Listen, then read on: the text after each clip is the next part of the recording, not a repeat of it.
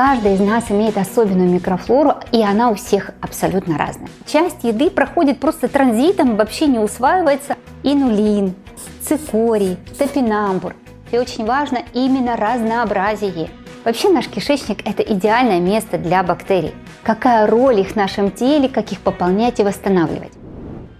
Добрый день, мои дорогие зрители! Сегодня будем говорить о кишечной микрофлоре. И тут, казалось бы, все просто. Для ее здоровья нам нужны пребиотики и пробиотики, и меньше антибиотиков. Что такое пребиотик? Он расшифровывается как что-то перед чем-либо. То есть это еда для нашей микробиоты. Если у вас нечего есть в кишечнике, они не будут задерживаться, поэтому важно обеспечить их просто качественной едой. А пробиотики – это непосредственно наши маленькие друзья, микроорганизмы, которые живут внутри нас и служат верой и правдой. Сегодня поговорим, какие из них друзья, какие враги, какая роль их в нашем теле, как их пополнять и восстанавливать. И, конечно, антибиотики – это как раз те вещества, которые мешают жизни этих микроорганизмов внутри кишечника. Когда каждый поймет, что с микрофлорой нужно дружить, окажет огромное влияние на укрепление своего здоровья в целом. И с какой бы проблемой сейчас ни жил. Дружбу с микрофлорой можно сравнить с жизнью под одной крышей. То есть мы представляем для них дом, а они представляют много пользы и приходят в гости к нам не с пустыми руками, не только по праздникам и дням рождения, а каждый день. Ученые на протяжении огромного количества времени изучали и продолжают изучать, для чего же нам нужна микрофлора. И в одном из исследований, которое они проводили, они вырастили в камерах мышей в стерильных условиях, без микрофлоры. И оказалось, что у них серьезные проблемы со здоровьем. И как только они начинали им давать полезные бактерии, все начиналось нормализовываться, состояние улучшалось. Каждый из нас имеет особенную микрофлору, и она у всех абсолютно разная. Микроорганизмов, которые с нами делят территории, много. Они балансируют между собой, и многие ученые их рассматривают как единый сверхорганизм, в котором все очень-очень тесно взаимосвязано. Если мы с вами целиком развернем наш кишечник, то получим такую площадь, как 300 квадратных метров. И примерно масса ее составляет от 3 до 5 килограмм. И это говорит о том, что омлету с гречкой точно есть где расположиться. И вот в чем подвох. Чем больше мы едим углеводов, тем больше становится избыточная бактериальная масса. Представьте, что их более 1000 видов. И нужно научиться разбираться, как в такой многоликой компании навести порядок. Почему они нам нужны? Они помогают усваивать те виды нутриентов, с которыми не могут справиться пищевые ферменты. К примеру, многие виды полисахаридов. У нас нет ферментов для их расщепления. Но если есть определенные бактерии, то они подключаются в работу и расщепляют их до глюкозы. С годами, к сожалению, то, что вам приносило пользу раньше, не работает сегодня, а может и навредить. Например, вы едите как ели, и все было раньше в порядке, но с определенного момента активизируется какая-то бактерия, которая способствует ожирению. Это та, которая позволяет из еды получить больше калорий. К примеру, вы съели 2000 килокалорий плюс клетчатку из овощей, а микрофлора решила эту клетчатку вдруг расщепить до глюкозы. У вашего друга микрофлора более ленивая, часть еды проходит просто транзитом, вообще не усваивается, но и то не очень хорошая история. У вас возникла проблема с отложением жира, а у друга не хватило строительного материала. Очень важная тренировка, именно тренировка иммунной системы, потому что большее количество иммунных клеток сосредоточены в иммунной системе нашего кишечника, где существует контакт со всем чужеродным. Конечно, есть еще легкие, кожа, они тоже участвуют, но больше всего это пищеварительная система.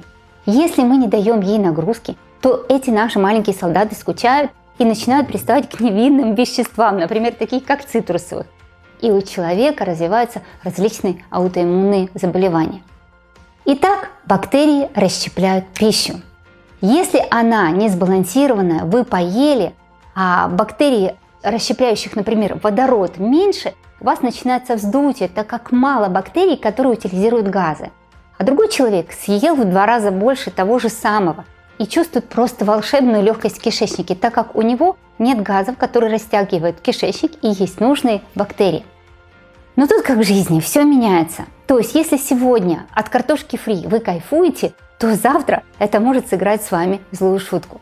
Вообще наш кишечник – это идеальное место для бактерий, которых в природе очень много.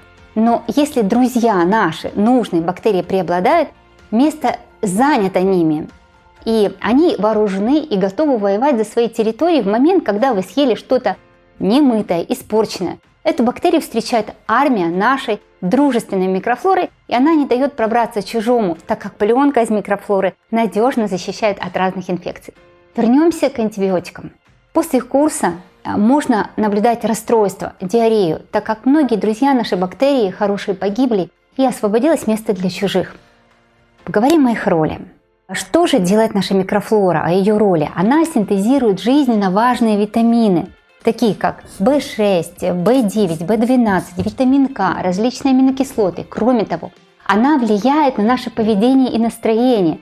Микрофлора может помочь справиться с токсинами, это очень важная функция. То есть она снимает часть нагрузки с нашей печени и расщепляет токсины прямо в кишечнике. Она участвует в усвоении кальция и участвует в обмене жиров и жирных кислот, в обмене желчных кислот, билирубина, водно-солевом обмене, тепловом обмене. Почему же возникают проблемы? Конечно, это наше питание. Мало пребиотиков. Мы не умеем их качественно кормить, и они голодают и не могут размножаться как нужно. И в этот момент размножаются болезнетворные бактерии. Для любого паразита, который нам не друг, важны пути вот этого заражения. А человек к человеку любая инфекция переходит проще, когда люди обнимаются, целуются, проводят много времени вместе. Точно так же и с микрофлорой. Если плохие доминируют, они начинают заражать хороших и преобладать. В пище мало бактерий, особенно той, что хранится месяцами, а то и годами. Откуда такой срок годности у нашей пищи? Просто бактериям в ней нечего есть. В них нет ни пробиотиков, ни пребиотиков. И либо вообще это стерильные продукты. Во всех рафинированных продуктах удалена вкусность для наших бактерий, удалена клетчатка. Конечно, массовый прием антибиотиков там, и разных бактерицидных средств, моющих средств. Их применяют везде, где нужно и не нужно. Очень много штаммов плохих бактерий в больницах, где они очень сильно устойчивы к антибиотикам. Так что идти туда нужно просто по строгой необходимости. Ученые точно определили связь нашего мозга и кишечника, связь иммунитета с нейромедиаторами. И есть прямые доказательства, что изменения в кишечной микрофлоре влияют на наши с вами действия, на наши с вами мысли, на наши поступки. Такие болезни, как ожирение, депрессия, сердечно-сосудистые проблемы связаны с состоянием нашей микрофлоры. И нормализация микрофлоры всегда очень позитивно влияет на лечение и восстановление после многих заболеваний. При нормальной микрофлоре наш мозг работает слаженно, хорошо, четко. Состояние микрофлоры влияет на скопление жира или на его сжигание. Что же такое дисбактериоз? Это симптом, это не диагноз. Он опасен тем, что он точно установлен, он записан в вашей карточке, а дальше думать и разбираться, зачем думать и разбираться? Не нужно. Но бактериоз, что с ним разбираться? Расстройство. Немножечко помучаюсь и все пройдет. А это ведь тот сигнал, когда нужно уже серьезно заниматься своей микрофлорой. А восстановить ее – это не о том, что достаточно пропить один штамм из 1000, например, взять выпить линекс или интерожермину и восстановить. Восстановить – это значит качественно накормить и вырастить свои собственные бактерии. Для этого нужно накрыть им стол и знать, куда и когда их пригласить. И нет суперштаммов бактерий, которые вы пропили и восстановили. Тут еще добавляется такой некий генетический фактор. У нас может быть разный состав бактерий. Вообще во многих странах, знаете, реально даже запрещено рассказывать о рекламе йогуртов, которые якобы улучшают иммунитет. Да, хорошая микрофлора улучшает иммунитет, но это 1000 штаммов, и они будут абсолютно разные. Итак, поговорим, как ее можно улучшить и как нам накрыть стол, чтобы полезные микроорганизмы остались в кишечнике. Пребиотики, они как раз стимулируют рост и активность полезных бактерий. И для плохих они представляют просто некий интерес. И какие бактерии мы будем кормить, те и будут у нас расти.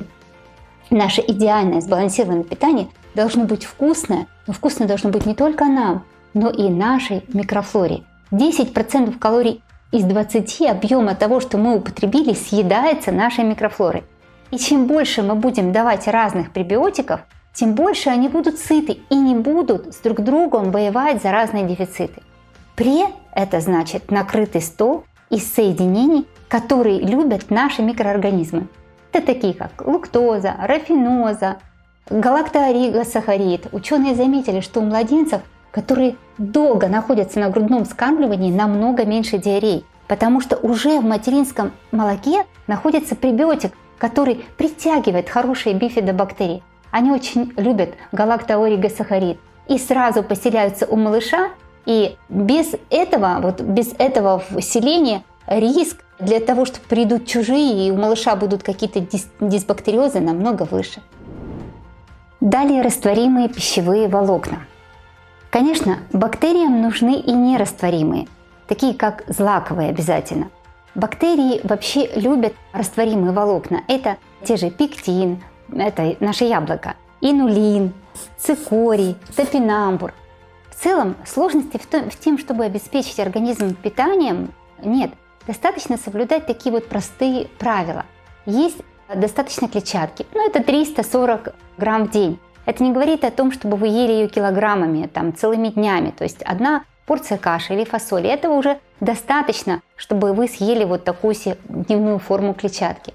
Макароны с печеньем, с белым хлебом целый день, если будете кушать, конечно, клетчатки вы получите 0.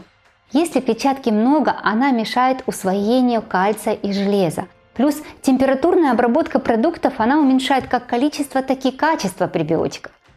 Источники пребиотиков это такие, как бобовые, кожура яблок, овощи, фрукты, ягоды различные. Они будут обеспечивать достаточно пребиотиков, и очень важно именно разнообразие. Теперь о пробиотиках. Пробиотики – это конкретные бактерии. Имеет большое значение абсолютное количество бактерий в нашем организме. Это связано с иммунитетом.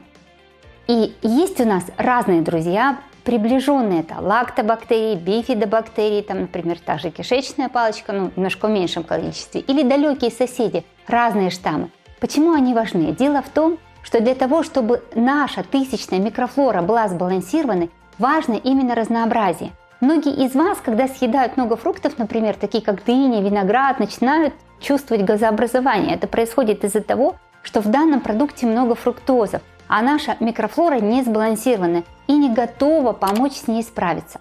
Еще важно понять, что микрофлору невозможно изменить за день. Именно поэтому переход на здоровый образ жизни часто вызывает у многих истерику. То есть, клетчатка, бобовый, зелень, все отлично, начинаем. И тут начинает все вздуваться, пучит. Дело в том, что бактерии, которые вырабатывают газы, добавлены, а те, которые их утилизируют, эти газы из кишечника, еще не добраны. И ты такой: нет, ребята, не нужны мне ничего, ваши злаки, ваши бобовые, все, перехожу на то, чем питался, и все, то есть всех в сад. А переход должен быть постепенный, и вопрос с газообразованием решается. Но нам нужно несколько недель на адаптацию, когда начинаем менять рацион. Вообще те бактерии, которые нам не подходят, они будут проходить транзитом. Те, которым у нас комфортно, останутся. И очень важно, опять-таки, разнообразие. Чем больше его будет, тем сильнее и слаженнее будет работать наш сложный такой бактериальный большой оркестр. В следующем видео мы продолжим говорить о том, что же применить для качественного восстановления микрофлоры. А на этом у меня сегодня все. Будьте здоровы и до встречи в следующих видео.